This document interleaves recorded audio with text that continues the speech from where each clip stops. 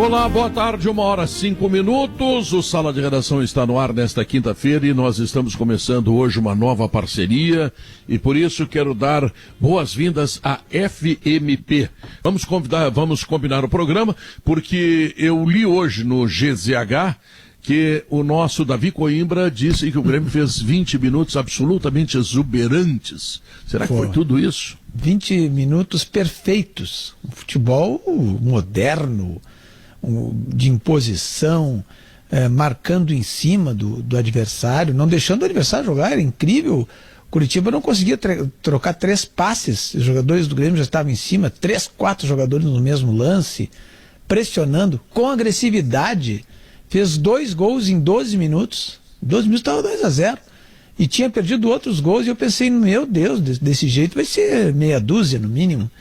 E aí, claro, aí o Grêmio, depois disso, ontem mesmo nós estávamos falando, o Maurício concordou comigo até, de que a oportunidade de o Grêmio se tornar até mais agressivo no ataque, colocando, por exemplo, o Luiz Fernando, citamos o Luiz Fernando, Ferreirinha ou Guilherme Azevedo, qualquer um desses, entrou o Luiz Fernando, chegou a fazer gol, e teve uma boa atuação, o Grêmio, mas não foi só por causa disso, foi um comportamento coletivo do Grêmio, né, pressionando bastante o Curitiba no campo de ataque, né, mas depois ele se acomodou, né, descansou um pouco, e aí, Pedro, eu lembrei disso, olha, parecia aquele jogo Grêmio e Fluminense, que o Grêmio chegou a estar livrando 3-0 e tomou a virada por 5-4.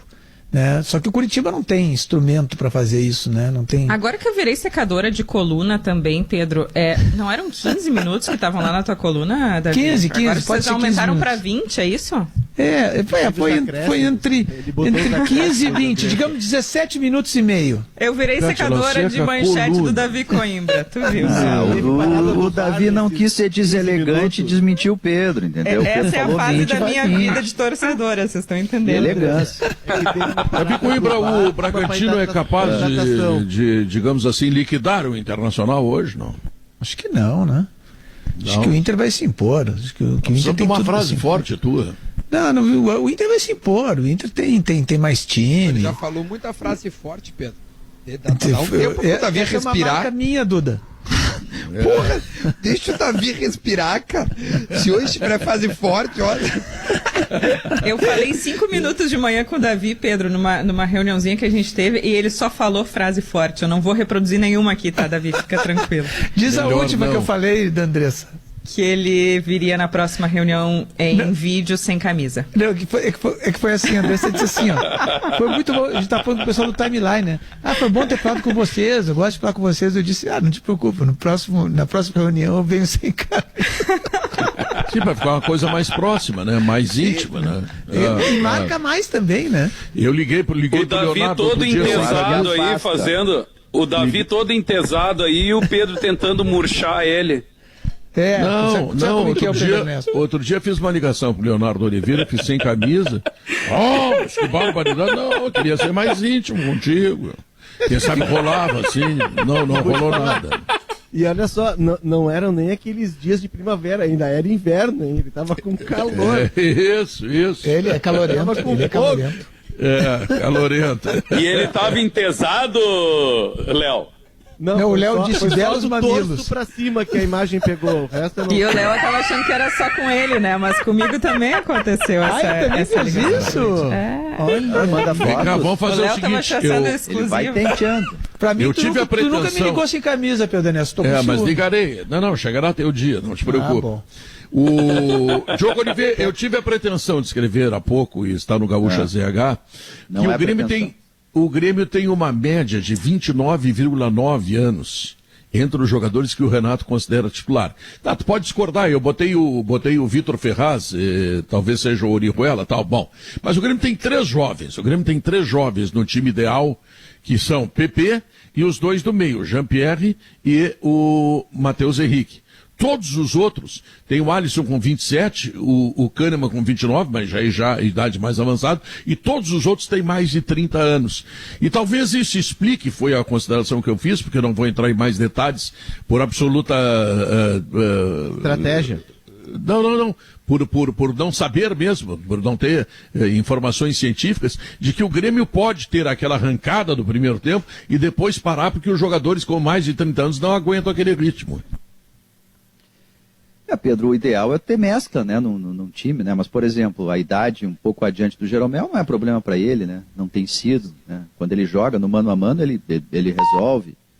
Agora, claro, do meio para frente tem que tentar fazer essa mescla aí, né? Mas eu acho que o problema do Diego Souza, um pouco mais isolado, ela não se deve ao fato dele ter muito adiante dos 30 anos. Quando o Grêmio veio para o 4-1-4-1, colocou 3 volantes, congestionou o meio, ele ficou naturalmente ali mais isolado. E a discussão do Grêmio a partir de ontem, Pedro, eu acho que ela passa a ser mais isso até, do que, obviamente, essa questão da idade. Claro que tem que tentar fazer um time com mais fôlego, isso aí é óbvio, né? Não tem nenhuma dúvida disso. Mas antes é preciso ver a qualidade. Tem um ranço aí sobre o preparo físico do Grêmio. Tem gente, muita gente dizendo, a gente tem que observar, né? Não, mas o Grêmio, inclusive, veio para o 4-1-4-1 por isso, Pedro. É óbvio que é por isso, né? Para tentar colocar mais gente num setor e aí tentar superar a perda de fôlego por isso. Foi por isso que o Renato veio com o meio-campo mais congestionado. Vamos botar mais um para correr ali, em última instância. Mas, assim, o Grêmio, a partir disso, é aquela história que a gente estava discutindo ontem. O Grêmio veste um santo e desveste o outro. Defende melhor, mas ataca pior. Os 15 minutos de bom futebol que o Grêmio fez ontem, que o Davi referiu na coluna, são de um Grêmio devolvido ao modelo original. 4-2-3-1, 2 volantes, 2 extremas, ou ponteiros, como queiram, um centroavante na frente, o Robinho sendo um dublê de Jean-Pierre. Foi pouco tempo? Foi. Mas o Grêmio venceu o jogo dentro dessa ideia. Eu acho que não vai repetir contra o Santos, né? Porque mas o Grêmio ainda não tem estabilidade para fazer isso ainda. Eu não mas sei foi assim que ele ganhou, Davi. Eu não sei se foi uma questão tática que fez com que o Grêmio dominasse o jogo daquela forma naqueles primeiros minutos. Eu acho que foi mesmo a imposição do time, a maneira como marcou em cima. Sabe, que fez isso no Grenal, por exemplo, sobretudo naquele outro Grenal que ele venceu, né, e em algumas partidas contra o Flamengo, contra o Palmeiras, marcou em cima, com uma vontade, uma volúpia que antes não se via. Não foi só uma questão tática, assim, não, é porque tinha mas o gol do Luiz Fernando, Davi, para pegar esse gancho aí, o Luiz Fernando fez o gol. Bom, ele é um atacante a mais, não só o Diego Souza lá na frente, isso né? sim. Tem o PP por um lado, o Diego Souza... Tinha mais um cara lá na frente espetando, né? Pois é, mas isso faz parte da ideia tática, né? No 4-2-3-1 tem que jogar com 2 extremos. E o Grêmio, ele se acostumou a jogar assim. Quanto tempo vai demorar para o Grêmio ter estabilidade defensiva para jogar assim? Porque, de fato, o Grêmio fez 2-0 e ele sofreu um pouco, ele deu espaços. Isso é um desafio para o Renato, porque o Grêmio, como estava antes... Ele se defende bem, mas é um time comum. Não é um time que pode ser protagonista. Mas é que o Grêmio, por característica, Diogo, aquele Grêmio que de 16, 17 e até 18, que o Grêmio fica fora da final da Libertadores por um acidente, né? Por, 5 minutos de um apagão. Embora o River tenha sido melhor e tal durante o jogo. Mas foram 5 minutos ali que o Grêmio estava em outra final de Libertadores. Aquele Grêmio, ele se defendia jogando, ele se defendia com a bola. Ele se defendia tramando. O Grêmio nunca foi um time de alta intensidade, de jogadores velozes, de transição rápida. O Grêmio era um time que se defendia envolvendo o adversário. O adversário não tinha bola, quem comandava o jogo era o Grêmio, e o Grêmio construía e assim chegava às vitórias. O Grêmio perdeu isso, porque aquele time ele se desfez, ele se desmanchou. E hoje me parece, e o Renato ele oscilou no começo do jogo, ele começa com uma postura mais agressiva da equipe, depois ele retoma o 4-1-4-1, e aí, para mim, o preocupante da noite foi que o Grêmio, mesmo no 4-1-4-1, com o Lucas Silva, com o Robinho, que é um jogador que fica no meio do caminho, e com o Matheus, o Coritiba, a gente está falando do Coritiba que tem deficiências, que tem dificuldades, o Coritiba articulou entre as linhas do Grêmio, o Coritiba articulou diante dos zagueiros do Grêmio, o Coritiba fez 2 gols, um deles por um pequeno impedimento, né, por centímetros. Então, para mim, o saldo foi preocupante por isso. Aquele Grêmio que envolvia, independentemente do esquema, aquele Grêmio, ele se desfez. E o Renato está tentando encontrar uma outra ideia. Mas o Coritiba cresceu porque o Grêmio se acomodou, Léo. O Grêmio se acomodou, estava 2-0. Parecia o seguinte, não, esse jogo acabou aqui. 15 minutos e acabou o jogo. Davi, não tem como. Essa é a dúvida, né? Eu fiz um jogo pois é, com Fortaleza. Agora, se tu mantém aquele ritmo, Se mantivesse aquele ritmo, teria feito mais 1 ou 2 gols. Mas, Davi, aí que tá a questão. O Coritiba teve. Mas o Grêmio não consegue, Davi. O Grêmio não consegue manter esse ritmo, infelizmente. E a melhor hora, desculpa, Léo, se eu te interrompi. A melhor hora para poder falar de preparo físico, entrosamento, é quando o Grêmio ganha. Porque daí não é oportunismo. Senão, a gente passa Somos dois, Duda. Tá? Então ontem, o Grêmio faz uma partida até 15 minutos, como o Davi mencionou, muito boa mesmo. Vamos negociar para 25. Tá, pode ser. Tem que negociar com a Andressa daí. 20 minutos, arredondamos, 20 minutos, que realmente eram boas, né? O Grêmio estava realmente criando, estava no campo dos caras, o Curitiba realmente parecia um time assim, um time do terceiro ano do colégio, outro do primeiro, tamanha superioridade técnica e física naquele momento, tá? Mas depois, não é porque o Grêmio quis, o Grêmio não conseguiu mais. O Grêmio não sustenta. O Grêmio não conseguiu. E aí duas coisas. Fisicamente, o Grêmio morre. O Renato pode ficar brabo comigo, cara. Sério mesmo. Ele pode ficar muito brabo comigo, mas eu tô contestando uma coisa profissional mesmo. A preparação física do Grêmio não é a ideal para isso que tá acontecendo. Agora, a gente tem que dar um desconto. É uma sequência de jogos e tal. Tudo certo. Mas será que os outros também sofrem? Tanto é que eu não acompanho os outros como eu acompanho o Grêmio. O Grêmio que eu acompanho, ele tem uma preparação física abaixo de um time do tamanho do Grêmio com o que almeja o Grêmio. Isso é um fato.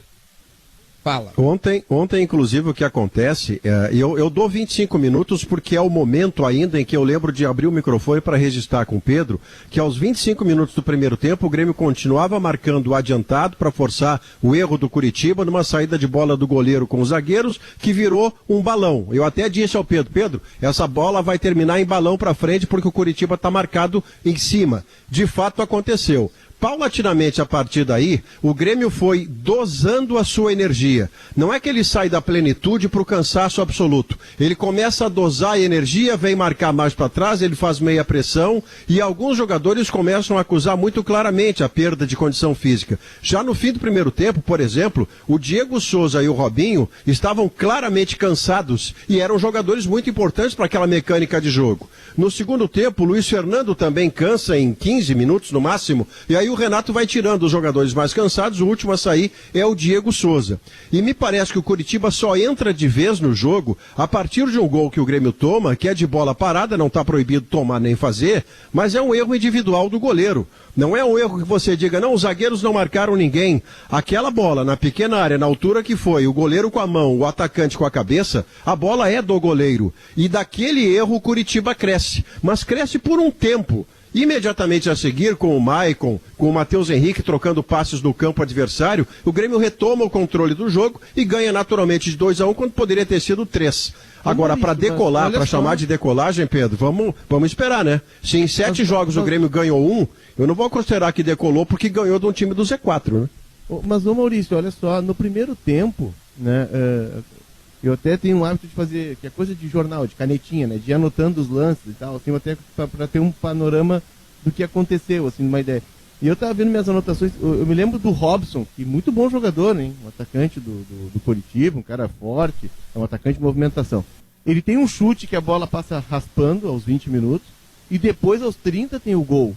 E me parece, né, talvez tenha sido uma impressão minha, mas me parece, Maurício, que a partir desses 20 minutos, aí tem a troca, que é uma mudança que o Jorginho faz, ele bota o Giovanni Augusto, que é um meia, um cara que trabalha mais a bola, mais talentoso, e aí o Curitiba começa a ter o controle do meio campo, começa a triangular, começa a tabelar, e tem esse lance do Robson aos 20, e tem o gol anulado aos 31.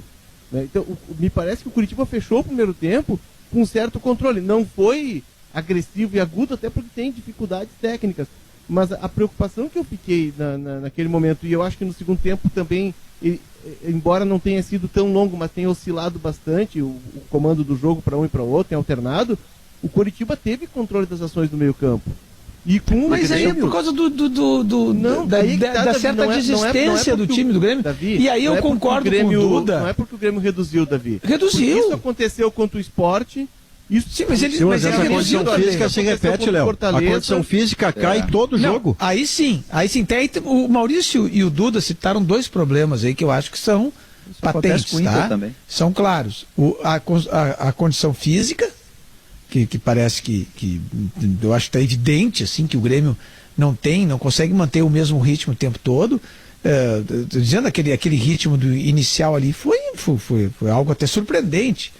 A volúpia, a vontade com que os jogadores do Grêmio iam para cima da bola, né? E retomavam a bola, né? Então, esse é um problema. Outro problema é o goleiro. O Grêmio não tem um único goleiro confiável. Não tem um único goleiro confiável. Então ele está sempre na iminência de sofrer um gol estranho. E aí mudar o jeito do jogo. Uma coisa que eu vou louvar para vocês aqui. É o Grêmio não ter saído perdendo. O Grêmio ter saído ganhando. Olha a diferença que faz, porque o Grêmio, quando sai... Essa pressão, Duda, essa pressão que ele faz inicial, todo time da casa faz, Davi. A questão é que não dessa forma, Léo. Não dessa forma. O Grêmio não vinha fazendo, Léo. Ontem o Grêmio teve 100% de aproveitamento. Não vinha fazendo. O Grêmio não... A diferença foi essa. No jogo. Essa pressão inicial aí foi 4-2-3-1. O Grêmio fez isso no Grenal. No Grenal ele fez. Essa pressão marcando em cima, não deixando o adversário tocar a bola. Isso ele fez. Fora do Grenal, não teve um pouco contra o Flamengo, um pouco contra o Palmeiras e tal. Mas daquela forma como tinha feito... O Grêmio começa, Davi. A ideia não... Ei, Davi, desculpa. Tô te ouvindo, tô com um delay horrível. Vai atrapalhar. Às vezes a gente não sabe se a pessoa tá falando ou não. Não, assim, o Grêmio tem por ideia, tá? Por convicção, a marcação alta. Isso é um fato. É desse time aí. É do Renato, ele gosta. E tá certo, esse time pode fazer isso. Mas pode fazer isso até certo ponto. Ontem deu certo, sabe por quê? Porque tu faz isso e mata o jogo, entre aspas. Quase mata. Né? Porque o 2-0 quase não é o suficiente, porque teve o gol anulado. Mas foi o suficiente ontem. Que bom que foi o suficiente. Tem que cuidar isso. Quer fazer marcação alta, quer matar o jogo, lindo, maravilhoso. Mas depois tu vai ter que sofrer. Ou o torcedor entende, e o que eu cobro do Renato hoje é o seguinte: vai na coletiva e diz pra nós, olha só, torcida, a gente não tem conseguido mais ser o protagonista do jogo. Nós vamos sofrer. Até eu conseguir entrosar os caras, vai demorar mais do que o normal. Até eu conseguir fazer com que eles façam o que eu entendo que seja o melhor jogo para essas características, nós vamos sofrer. Vai ser uma vitória de 1-0, 2-1, assim, um empate de 1-1, nós vamos perder de 1-0, 2-1. Vai ser assim. Não tem mais como o Grêmio ganhar. Mas a grande... Ô, Pedro, fala, Guerrinha. A grande diferença de ontem, em relação aos outros jogos, é que do outro lado do campo tem um time chamado Curitiba. Um dos piores times do Campeonato Brasileiro e que demorou um pouco para entender que o Grêmio não é mais o Grêmio. Que o Grêmio não sabe jogar sem a bola, o Grêmio se desgasta por isso. Termina o primeiro tempo tudo com a língua de fora, porque tem que correr atrás da bola. O Grêmio tem poucos marcadores. Tem jogadores que gostam de jogar com a bola no pé e sabem jogar com a bola no pé. Sem a bola não sabem jogar. O Grêmio, a hora que tiver que correr atrás do adversário, e o adversário entender que o Grêmio não é mais o Grêmio que era, o jogo complica sempre para o Grêmio. O Grêmio virou comum. O Grêmio fez 15 minutos contra um dos piores times do Campeonato Brasileiro. Eu, sinceramente, esperava muito mais do Grêmio. Mas muito mais do Grêmio. E o Grêmio sofreu, o Grêmio correu. O Grêmio ontem teve uma noite, depois de 20, 25 minutos, que ninguém sabia o que ia acontecer mesmo com 2-0, porque não tinha bola. E sem a bola, tu sofre. O problema do Grêmio está muito claro. O Grêmio perdeu qualidade, perdeu marcação. E aí todo adversário é carne de pescoço. Esse é o problema do Grêmio. O Grêmio fez um partidaço 20 minutos. Sim, do outro lado é o Curitiba. É o Curitiba. Todos fazem partidaço contra o Curitiba. Mas fazem mais de que 20 minutos. Por que não faz mais de 20? Já perdeu o fôlego com 20 minutos? Não perdeu. O Curitiba entendeu que dava para encarar, tanto é que o Jorginho fez uma mudança ainda no primeiro tempo. E aí a coisa já começou a ficar um pouquinho equilibrada, e o Grêmio já para trás, e o Grêmio correndo atrás do Curitiba, o Grêmio não tendo a bola. Complicou foi ali tudo. que começou. Aí Exatamente. Aí é aquela crise de identidade que a gente já vem falando há um tempo. O Grêmio não consegue mais jogar com a bola, porque não tem qualidade técnica para ficar triangulando e costurando e construindo o jogo, envolvendo o adversário. Mas também o Grêmio não se deu conta de que ele precisa ser mais pragmático, de que ele precisa fechar a casinha, de que ele precisa mas fazer ele o que fez o Duda isso, disse, Léo. vai sofrer Quando ele foi pragmático, ele deu no teto, Léo. Ele deu no teto, Léo. Você acha que o Grêmio ia conseguir, Léo, honestamente? Eu vou lhe perguntar e você vai responder com a sua consciência, como sempre, tá? Mas imagina que o Grêmio contra o Coritiba ou daqui para diante mantivesse o seu tripé, que garantia uma solidez defensiva importante, mas que não criava nem confusão. Você acredita que o Grêmio seria capaz de decolar, seja lá o que represente esse verbo? Ontem o Renato deixou claro que decolar é G4 ou G6. Ele chegou a dizer isso na entrevista. Mas com aquele modelo anterior, que não cria quase nada, o Grêmio decola para onde? Não, ontem o que o Renato tentou fazer foi, de novo, trazer o seu time com um viés mais ofensivo, só que um dos jogadores que deveria sustentar isso, ele não tem fôlego sequer para 45 minutos. O Robinho, eu não sei se terá daqui a 2 jogos, mas nesse momento ele não sustenta isso. E aí cai o ritmo do meio-campo do Grêmio. Ele fica no meio do caminho te respondendo, Maurício. Eu acho que se o Grêmio quiser se arvorar e jogar abertinho, o Grêmio vai padecer, como padeceu com o Sport, como padeceu com Fortaleza. O Grêmio fechadinho só fica em 11º. O Grêmio só buscou estabilidade quando botou um tripé no meio, Davi. Não, quanto o Sport contra Fortaleza... o Guerrinha tem toda a razão. O Guerrinha foi preciso. Ontem era contra o Curitiba. Curitiba, nossa senhora. O Curitiba, o Sport, Fortaleza... Todos esses estão num nível razoavelmente o mesmo. Não, o Curitiba está abaixo do... A diferença contra o Sport... O Curitiba tem elenco de segunda divisão para jogar primeiro. O Grêmio sabe contra quem o é que entrou no Curitiba ontem? O Grêmio contra o Sport, contra o Fortaleza, que vocês estão citando, contra o Sport, contra o Fortaleza, ele foi apático.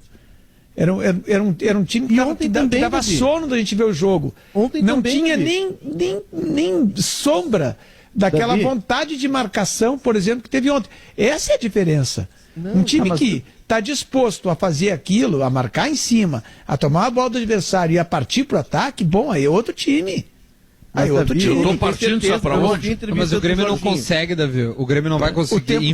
Hoje ele não consegue. Hoje ele não consegue. Infelizmente, deixa eu fazer uma pergunta para vocês aqui, Duda. O Grêmio, Duda, diga, amigos. Tô te ouvindo. Vai fazer a pergunta, ele vai responder depois do comercial. Tá. Vocês entendem que ontem o Grêmio tinha que jogar com aquele modelo de emergência até reconquistar a confiança e, de repente, até pegar um pouco mais de parte física, que era jogar com 3 volantes em casa contra o Curitiba, ou já era hora de arriscar para tentar fazer alguma coisa diferente? Duda, deixa eu responder na tua frente. O Guerrinha acertou ontem. Ontem eu levantei a pedra antes do Sala. O Grêmio não vai com 3 volantes. Isso, o jogo não é para 3 volantes. Isso aí. Verdade. Olha aqui, ó.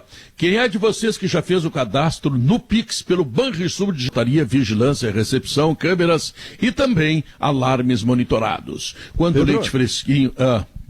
Hoje, desculpa te interromper no comercial, depois que você terminar, hoje no Globo Esporte, o sala de redação que discutiu o D'Alessandro ontem foi pauta com utilização de voz e tudo, ficou bonito para Dedéu.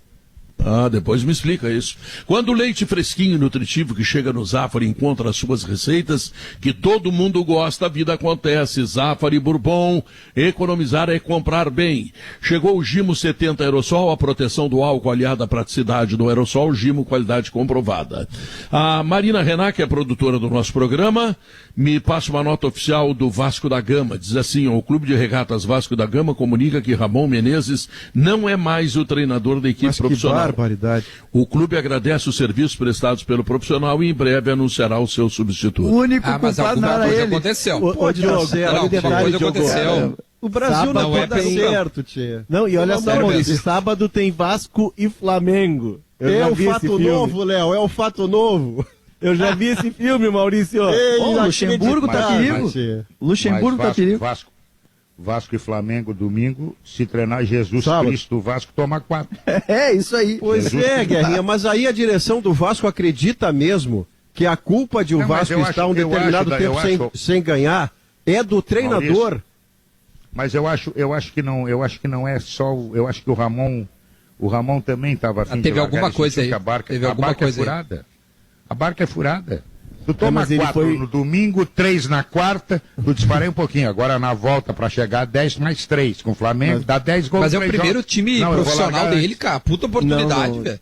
Não, ele teve ele é o menos culpado. Ele é o menos culpado, mas eu acho que ele ajudou a largar. Experiência. Ele também estava afim de primeiro o Vasco, né, cara? É o Vasco, a primeira chance que o cara tem.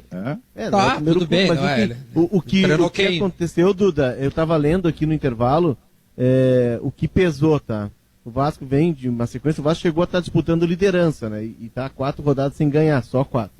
E a queda na Copa do Brasil pro Botafogo pesou bastante, só que o Ramon deu entrevista ontem projetando o jogo contra o Flamengo. Foi agora pela manhã a demissão.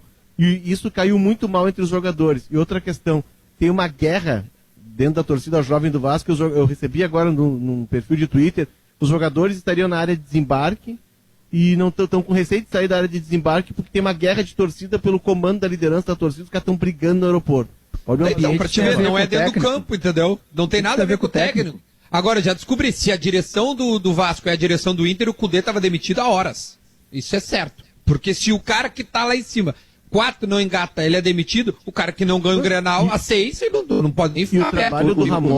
O nosso colega, o Cristiano Munari, ele disse, Léo, só um instantinho só, Léo. O Cristiano Munari, o colega nosso, disse uma frase boa, muito boa no nosso grupo. Ele disse que treinador de time ruim não pode começar ganhando muito, porque daí a direção acha que dá para ser campeão. Foi o que aconteceu com o Vasco. Aí a culpa virou sendo o treinador. Não, tu tem que saber o limite do teu técnico, entendeu? O Ramon sabia. Tu acha que a torcida tá enganada, achou que ia ser campeão? Cara, é evidente, dá pra chegar na Sul-Americana, beliscar uma 7ª vaga. Agora não pode demitir o cara, né? O trabalho dele vinha sendo muito bom, tanto que se criou um termo do Rio Ramonismo, uma ideia de jogo e tal. Isso. E ele vem lançando muitos meninos. É um time jovem do Vasco, ele estava tirando leite de pedra, né?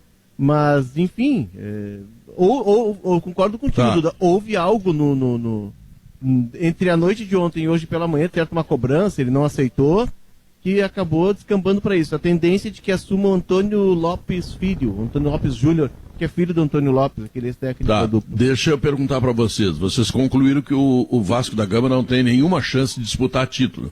O Internacional é 4º colocado neste momento. Se ganhar, será vice-líder com um jogo a mais, é verdade, mas vice-líder da competição.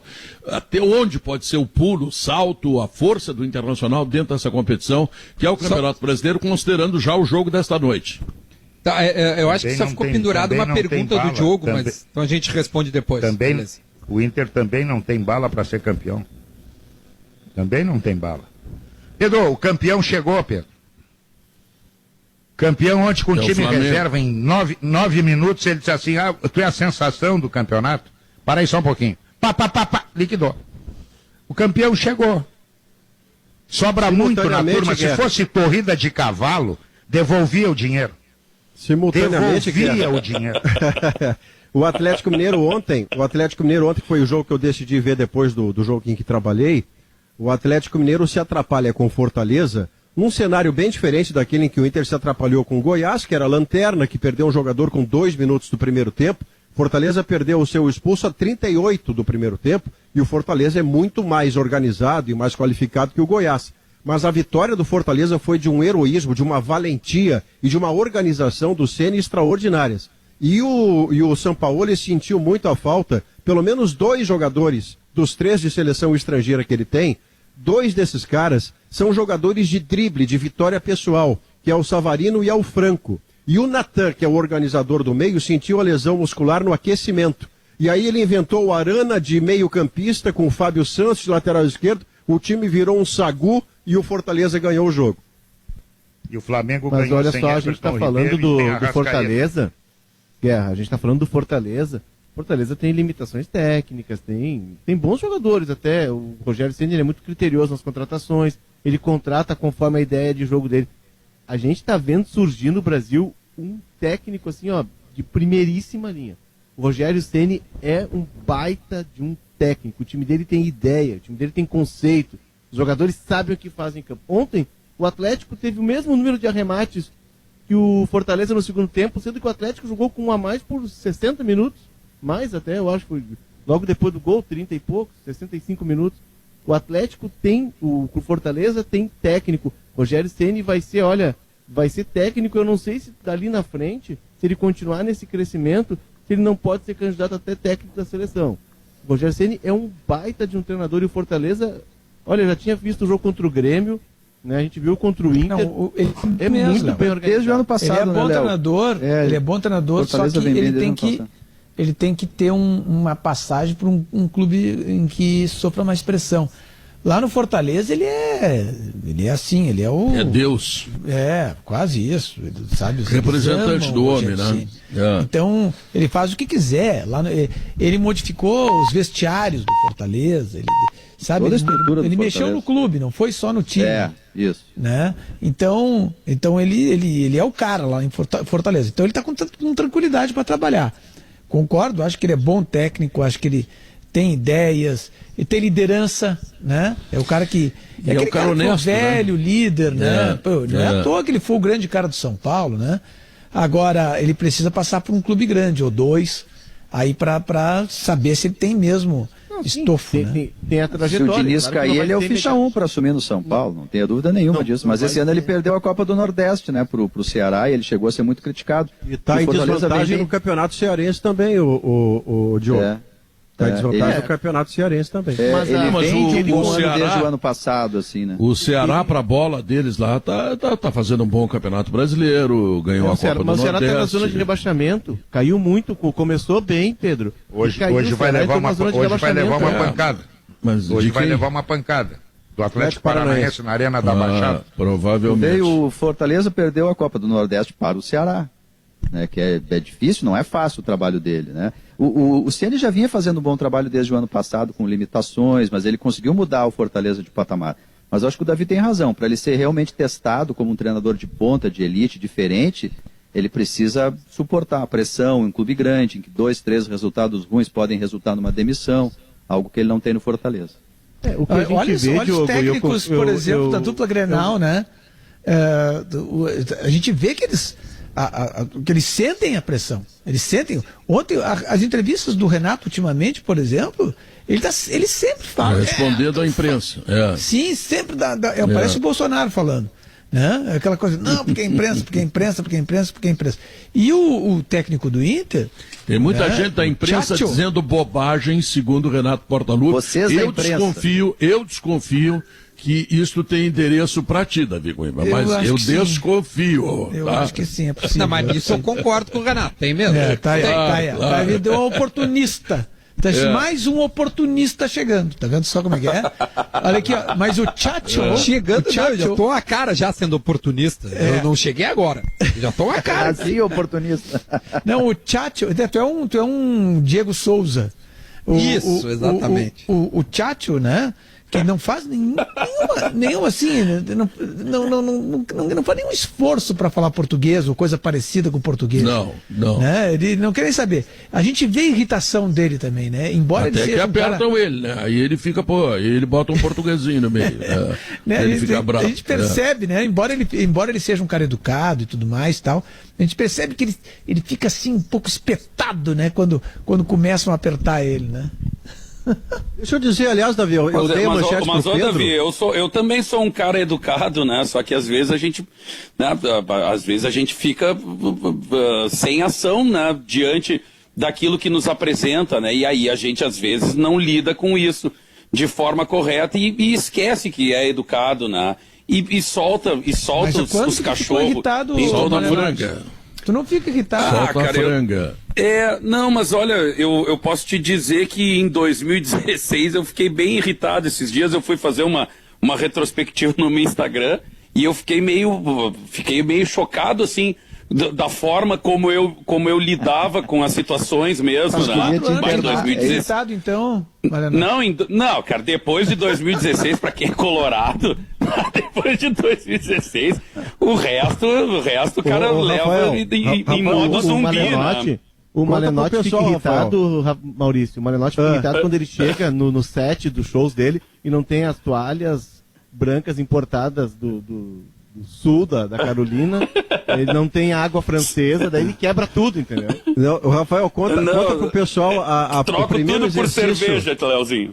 O primeiro exercício do perdão que você fez, você me contou logo que entrou no Sala de Redação que lá em 2016, um dia qualquer daquela campanha desastrosa do Inter, muito antes do fim, eu disse a você, o Inter vai cair.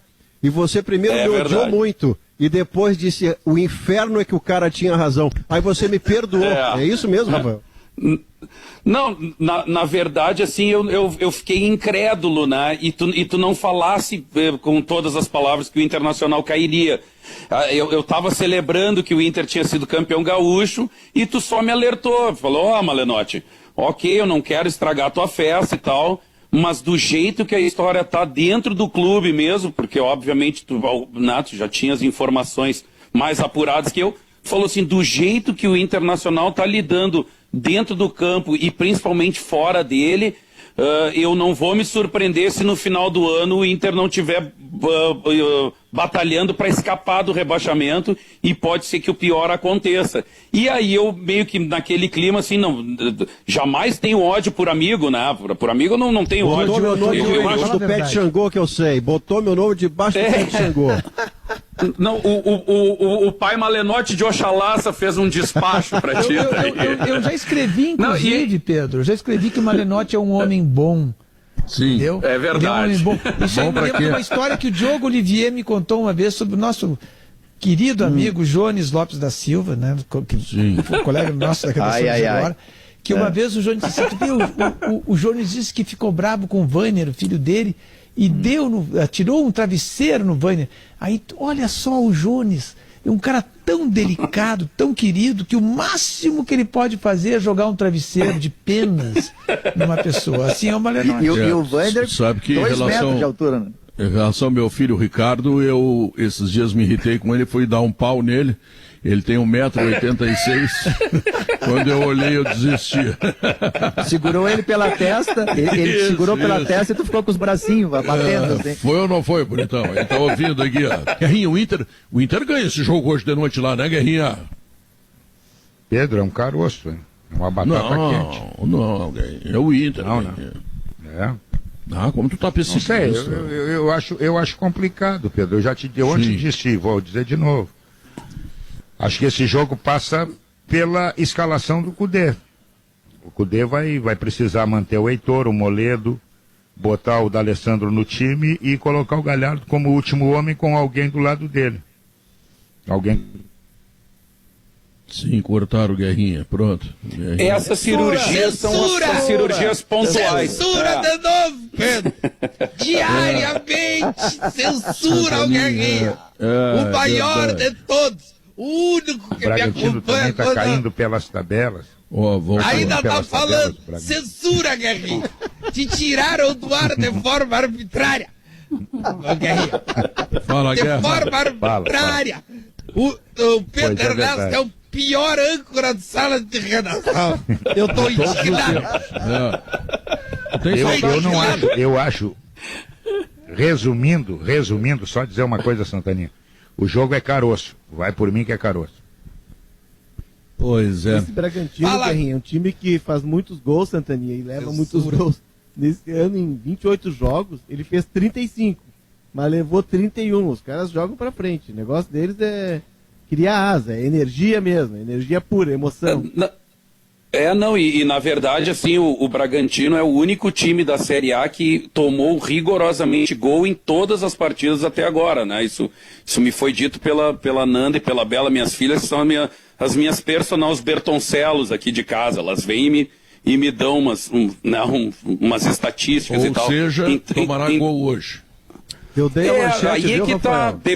Depende do que o Cudê vai fazer. Eu acho que essas cirurgias pontuais que o Guerrinha tão bem citou é exatamente isso. Manter a gurizada que está desempenhando um bom futebol. Cara, não vem com o Rodinei, pelo amor de Deus, né? Deixa o Rodinei lá, ainda se curando da Covid aí, enfim, tá na boa. Mas deixa o Heitor ali, bota o D'Alessandro pra gente ter criação. E pra gente fazer com que essa criação se resulte em gols e em 3 pontos. Vou te botar essa Fundação Escola Superior do Ministério Público. Já pensou? Tu pensou que era sacanagem, né? Não, FMP é direito pra tua vida, rapaz. Acesse o site fmp.edu.br.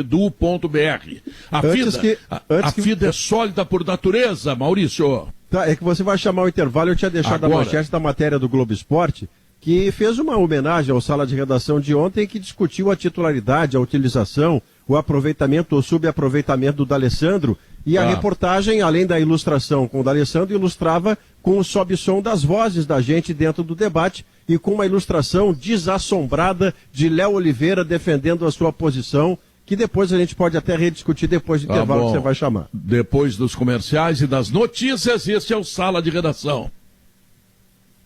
Depoimento de cada um de nós do debate de ontem, que fizemos a respeito do D'Alessandro, e as opiniões que mais fecharam em torno da relevância de o D'Alessandro ser mais aproveitado do que nesse momento está sendo, o Guerrinha, o Diogo, o Maurício, o Pedro e o Leonardo, que foi quem apareceu também, gravou um depoimento, mas, se eu bem entendi, me corrija se eu estiver errado, Leonardo, mas de acordo com o aproveitamento que o D'Alessandro está tendo nesse momento pelo CUDE. E a reportagem ficou toda centrada na figura do D'Alessandro por toda a sua relevância. Para você ter uma ideia, a última vitória do Internacional jogando fora de casa no Brasileirão teve o D'Alessandro como titular. Foi contra o Botafogo no Engenhão, 2-1.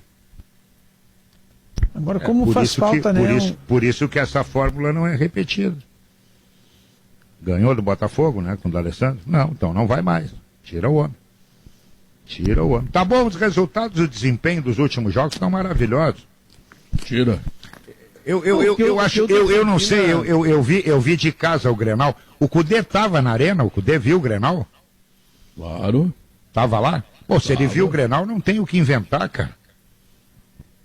O que eu defendi na reportagem foi o Rodrigo, nosso colega Rodrigo Morel. Eu mando um abraço para ele, sou fã do Morel. O Morel me pediu um depoimento. O que eu defendo é o seguinte, que o D'Alessandro, e realmente é nítido que tecnicamente ele é melhor do que os demais. E no Grenal ele entrou e dá uma outra dinâmica e tal. Só que tem uma questão que é orgânica. Quando ele entra aos 20 do segundo tempo, os jogadores, o adversário já está cansado. E aí, com o déficit orgânico que ele tem, ele consegue equalizar. E aí sobra na parte técnica. Para mim é quase que um cálculo matemático. Por isso que eu defendo que ele rende mais entrando e pegando o adversário mais cansado, e aí aparece mais a qualidade técnica dele. É que já bom, mas então ele que entra com 2 minutos do segundo tempo. Quando ele entra no segundo tempo, o Inter está perdendo. Aí tem que virar o jogo, tem que virar o placar. Entendeu? Ele é tão pouco importante que ele é chamado para virar o placar. Agora ele não é importante para começar. Que tu pode sair na frente do adversário, deixar o adversário correndo atrás da máquina. Não! Mas de aí, maneira nenhuma, vamos sair física, atrás. Guerrinha. Tem uma questão Na questão física, a questão física é boa na ESEF, Léo. No futebol é a bola. Lá na ESEF é que eles andam com relógio, mede pulsação. No futebol é a bola. Não, futebol é bola, concordo contigo, 11 para cada lado. Sempre foi assim, só que o futebol, ele evoluiu. Hoje se tem mais parâmetros para medir.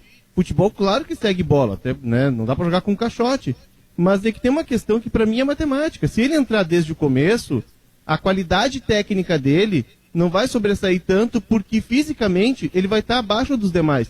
E é natural, e não é nenhum demérito. Assim como o Maicon sente, como o Nenê sente, o D'Alessandro sente, porque ele é como disse o Cudê, olha, eu tava com 39 anos, eu estava aposentado há 4. Ele é um fenômeno. Só que ele não consegue mais jogar 90 minutos. Ele não consegue. E eu acho, na minha modéstia, eu vou te dar um depoimento, então, que eu perguntei para ele. Eu perguntei para ele. Eu vou dar um depoimento aqui, eu perguntei para ele. Tu não tem condição de jogar 90 minutos? Ele respondeu para mim, não tenho. Eu tenho condição de jogar 180 minutos. Eu vou te que dar com essa conversa de uma vez. Mas aí, sabe por que ele não joga? Sabe por que ele não joga? Ele não joga porque o Inter pode sair na frente. Tu quer ver, Guerrinha? Se tu me perguntar que eu posso apresentar o Jornal Nacional no lugar do Bonner, eu vou dizer que sim. Tu vai dizer que sim, Léo. Não, mas eu nunca. Tem uma diferença. Eu nunca. Tem uma diferença. Eu nunca te vi apresentando. Eu nunca te vi apresentando nem o Jornal da TV Com. Ele eu já vi apresentando várias coisas. Embora lá no fundo eu saiba que eu não tenho nenhuma condição, mas eu não vou dizer que não, né? Mas me permite um contraponto, Léo. Eu não vou fazer conta matemática que eu não sei fazer, tá? Mas eu quero só partir de um princípio invertido. Ao invés de o D'Alessandro entrar no decorrer da partida, o que nunca foi a sua natureza ao longo da carreira inteira, porque ele sempre foi protagonista, e ter que se adaptar a um ritmo de jogo onde os outros já estão no ritmo e ele vai ter que entrar no ritmo, me parece muito mais razoável, muito mais produtivo você começar na condição de igualdade, onde ele está na mesma dos demais, porque quando o jogo começa, ele está rigorosamente 100%. Ele vai perdendo física, produção física, à medida em que o tempo passa. Então, quando ele entra na mesma condição física dos demais, vai fazer toda a diferença a sua qualidade técnica. E aí, quando ele cansa, aí sim você pode substituí-lo, porque a natureza do corpo é indevassável. Mas a fisiologia do corpo é assim mesmo. O cara não consegue porque não consegue. Ele não é mágico. Mas no início da partida, com a qualidade técnica que ele tem, quando está 0-0, é que ele pode fazer a diferença para o Inter. E não no segundo tempo, quando o Inter está perdendo e ele entra para reverter resultado. Aí é tem jogos que ele não entra. Tem jogos que ele não entra. Mas teve jogos que ele entrou. Eu até discuto essa questão assim, 30, 40, 50 minutos, uma questão orgânica, está discutido lá com o exame de lactato, enfim, tá bem. Só que ele tem que jogar um tempo menor por jogo e não por mês. Tem partidas que ele não entra, ou que ele entra faltando 5 minutos, né? Eu concordo, Léo, que tu tem que dosar o aproveitamento do jogador de 39 anos, perfeito, isso aí é do esporte. Só que tem que fazer isso, né? Tem partidas que ele fica o tempo inteiro no banco. Então, assim, eu acho que o aproveitamento dele está menor. Eu desafio que vocês façam uma pesquisa, junto aos treinadores que enfrentam o Internacional. É melhor enfrentar o Inter sem o D'Alessandro ou com o D'Alessandro? 80% vai te responder assim, é muito melhor sem o D'Alessandro. Sim, os outros 20% vão estar mentindo. E os outros 20% vão estar mentindo. É que tem uma questão, Maurício, que a curva dos jogadores, quando começa, o cara que é mais jovem, a curva dele ela é mais longa. A curva do D'Alessandro ela é mais curta. E a parte técnica dele não sobressai. Teve jogos que o D'Alessandro começou e que ele não deu a resposta. O Odair, em determinado momento, em 2017, o Odair fez isso. E ele entrava e dava uma boa resposta. Depois o Odair voltou atrás, colocou o D'Alessandro sempre começando, e aí se discutia que o D'Alessandro marca a lateral. Se marca que o D'Alessandro não pode jogar de atacante. Para mim, sinceramente, com todo o respeito que tem o D'Alessandro, a história dele, o D'Alessandro, eu acho que o distanciamento histórico vai mostrar quem foi o D'Alessandro. Embora a gente já saiba, porque ele está desde 2008 no clube, nos dias de hoje, fica 12 anos, 12 temporadas, histórico? 13 anos que ele saiu uma. Mas tu acha que ele vai ser menor? Clube, isso é gigantesco. A questão toda, para mim, que a gente não pode, hoje, estar discutindo o Inter a partir da presença ou não do D'Alessandro. Porque o D'Alessandro tem 39 anos, o Inter não consegue fazer melhor. Essa discussão não deveria nem acontecer. Isso mostra, só para completar, isso mostra o brete em que está o Inter. Eu concordo plenamente contigo. Discutindo um jogador de 39 anos. Não podemos. O Internacional é D'Alessandro e mais 10. Não tem discussão. Nós vamos discutir o centroavante, esse que foi um achado. Esse aí que nós temos que discutir ele. Nós temos que discutir o Moisés. Nós temos que discutir o Musto. O D'Alessandro não. O D'Alessandro não tem discussão. Guerrinha, o D'Alessandro joga. Depende do meia de 39 anos, tá errado. Não, o meia depende do talento. Um time depende de talento. Não depende de preparador, não. Não depende de vigor. Vigor terminou. Léo, vigor terminou. Talento, não vamos discutir se é Moledo ou Zé Gabriel. Chama o Figueroa lá nos vinhedos dele. Exatamente isso. Pra jogar. Mas o Figueroa largou. O Figueroa largou, o outro não. O outro está em atividade. O outro não largou. O Figueroa largou. Nós não vamos esse negócio talento, de que é vigor. O futebol tem uma questão física, a gente não pode esquecer disso. Se o Inter está começa com ele. Começa com ele quando ele cansar, muda. Começa com ele. Não, eu vou começar sem ele para sair perdendo e ele entra e vira. Errado é aproveitar, Léo. Errado é aproveitar quando está perdendo já. Aí é cruel. Aí você faz a frase. Eu entendo todo o seu raciocínio em cima da intensidade do jogo. O que eu estou dizendo, eu não estou pedindo D'Alessandro 90 minutos, quarta e domingo. Eu estou dizendo que ele começando a partida no 0-0 em condição física de excelência com os demais, o que ele tem para entregar é melhor do que a soma de todos os meio-campistas que o Internacional tem no elenco. Então, quando está 0-0, a sua chance de ganhar com o D'Alessandro e o D'Alessandro agregar qualidade nisso é muito maior do que ele entrar no Grenal quando o Grêmio faz 1-0, porque aí é cruel. Aí o treinador diz para ele, vai lá e resolve. Não é justo. Não, mas aí ele deixou o Galhardo na frente do Vanderlei, né? Vai lá e resolve, ele só não resolveu porque o Galhardo errou. Ele entra, e a gente estava discutindo no primeiro bloco a questão física do Grêmio. Que o Grêmio cai de rendimento. Entendeu? Se tu pega o Grêmio voando ali os primeiros 15, 20, 25 minutos, o D'Alessandro não vai ter espaço para ter o espaço que ele necessita para fazer o que ele faz. Porque embora a velocidade de raciocínio dele seja muito adiante dos demais, e o craque, ele não é craque porque ele tem mais habilidade, ele é craque porque ele pensa antes dos outros. A bola tá saindo do pé do companheiro e ele já sabe o que vai fazer. Se eu tô jogando, a bola chega no meu pé, eu domino, respiro e vou pensar no que eu vou fazer. A diferença do craque é essa fração de segundo. Mas a velocidade dele pro jogo não é a mesma. Se tu pega um adversário vamos com deixar um tanque claro, cheio, Pedro, ele não vai ter espaço, ele não vai ter espaço para jogar. E a gente já viu isso. O que me surpreende é que a gente segue discutindo do D'Alessandro no Inter e aí mostra por que o Inter patina. Porque o Inter está discutindo um meio de 39 anos. Não, o Inter patina sem o D'Alessandro. Um monte de jogador sem o D'Alessandro, Léo. Exatamente, sem o D'Alessandro que patinou.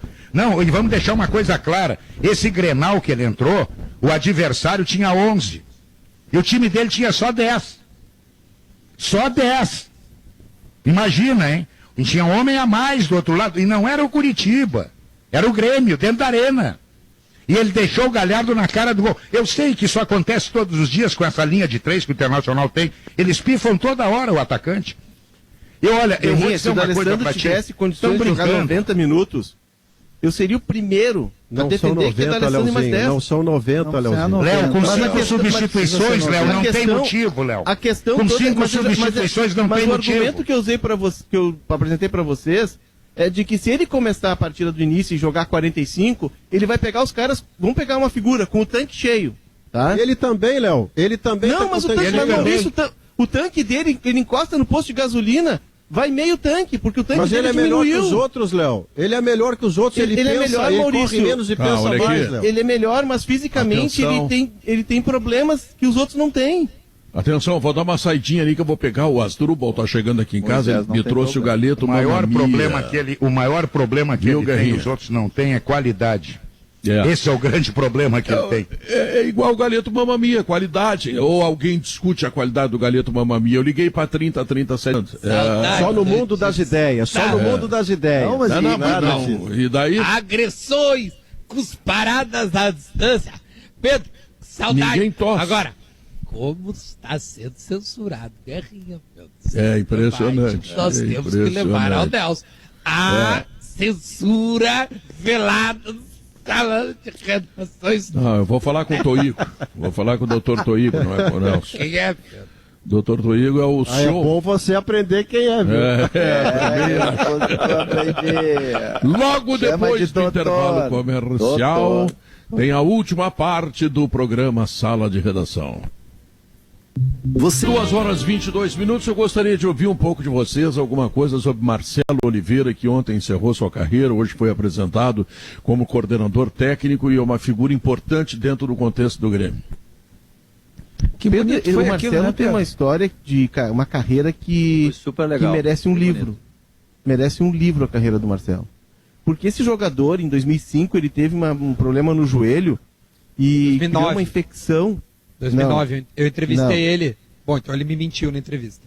Porque eu entrevistei ele há 3 semanas atrás pro meu canal no YouTube e ele contou toda a história. Em 2009 ele teve 3 cirurgias porque ele teve uma infecção hospitalar, ele ficou internado 1 semana, ele volta, faz uma artroscopia, refaz a artroscopia e refaz a artroscopia no joelho esquerdo. Nossa. Quando ele assina com o Grêmio, ele tem uma cláusula em todos os contratos que ele fez a partir dessa lesão, ele colocava que se eu sentir a lesão no joelho esquerdo, eu devolvo o salário, tudo que eu recebi.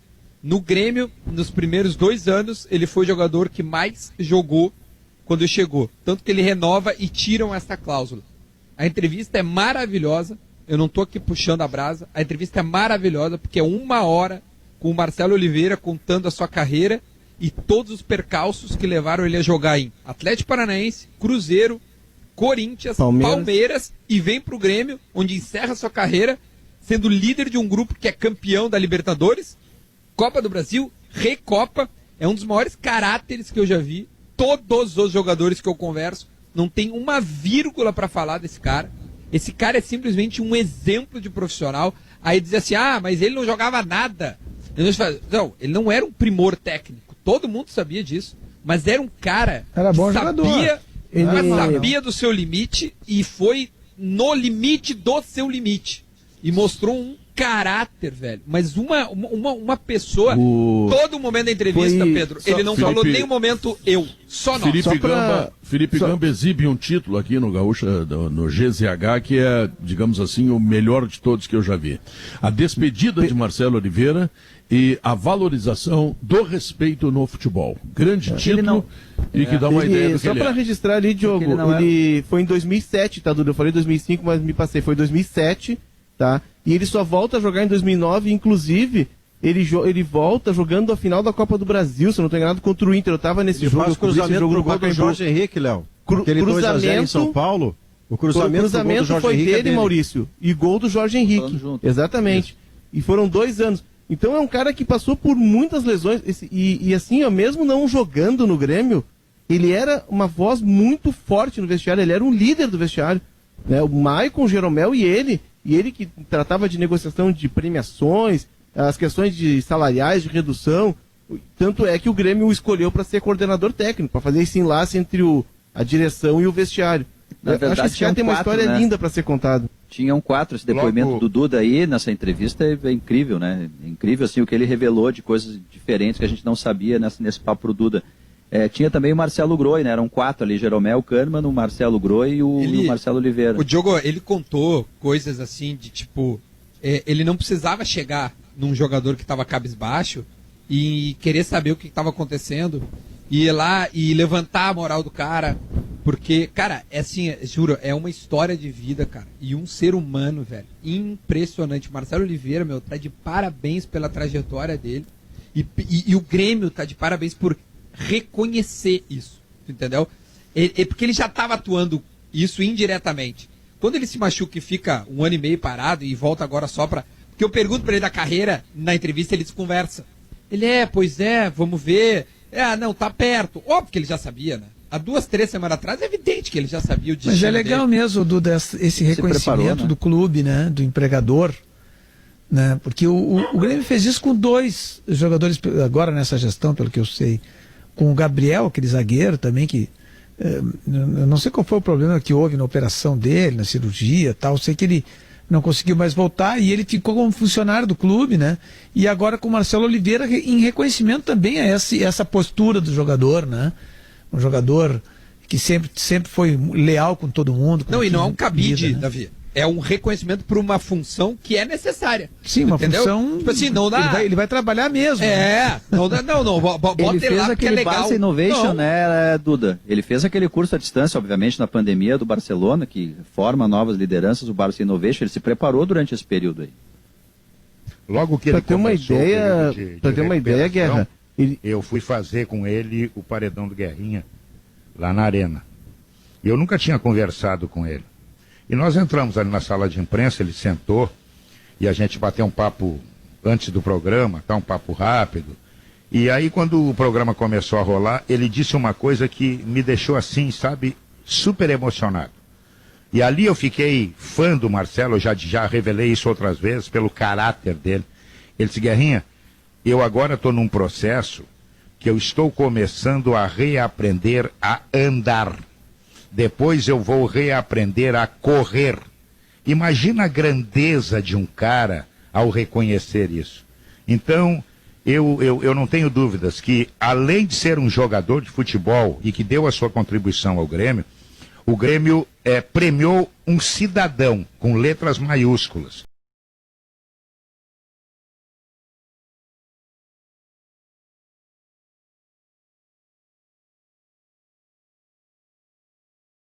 é um cidadão. E acho que ele pode acrescentar muito nessa nova carreira que vai seguir. Em Guerra, olha só que história. Essa lesão de 2007, com a infecção hospitalar, ele teve risco de ter a perna amputada. Tu imagina isso para um atleta? Imagina o drama que esse cara não passou e voltou a jogar em alto nível. Voltou a jogar em clubes de ponta. E a lista que o Duda traz é só time de ponta, é só clube grande, de Série A, né? E isso mostra que... Sim, em 2007 ele tinha 20 anos, né, Leozinho? Eu acredito que um pouco mais, talvez, Marinotti. Não, ele tá com 33 agora, né? 2007 era por volta dos 20 anos. Tava no começo da carreira.